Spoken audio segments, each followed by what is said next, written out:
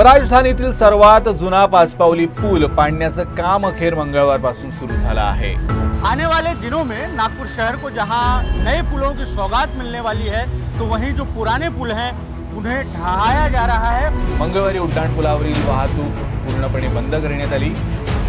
30 दिवसात हा पूल पूर्णपणे पाडला जाणार आहे। शहर के पुराने पांचपावली पुलिया को जो है तोड़ने का काम शुरू हो चुका है। बड़ी बड़ी जेसीबी और पोकलैंड मशीनों से जो है पुलिया को तोड़ा जा रहा है।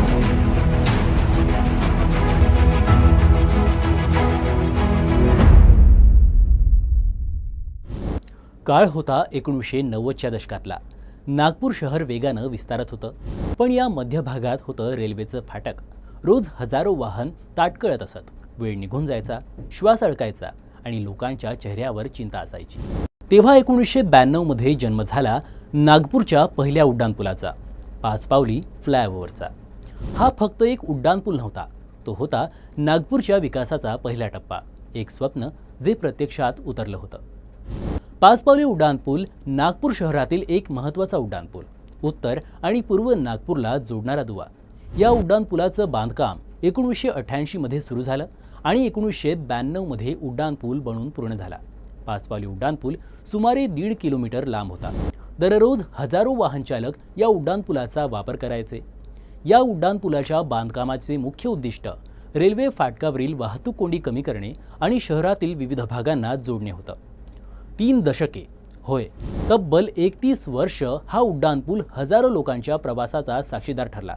शाळा, कॉलेज, लग्न, नोकरी आणि अनेक आयुष्य याच उड्डाणपुलावरून गेली। पण आता काळाच्या ओघात त्याची ताकद कमी होत गेली।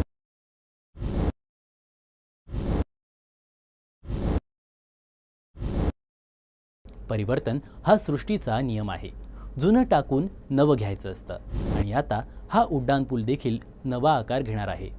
एक नवीन पूल, एक नवीन वाट तयार होणार, मात्र जुन्या पुलाच्या आठवणी कायम राहणार।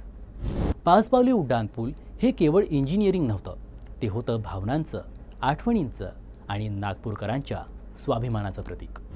आज तो पाडला जातोय आणि पडताना आपल्याला एक गोष्ट शिकवून जातोय। विकासासाठी काही वेळा जुनं मागं ठेवावं लागतं आणि मागं राहिलेल्यांच्या केवळ आठवणी कायम राहतात। पाचपावली उड्डाणपूल, तू आज आमचा निरोप घेतोय। निरोप घेताना मात्र तुला एक आवर्जून सांगायचंय, तुझ्या आठवणी आमच्या हृदयात आहेत आणि राहतील। तुझाच नागपूरकर।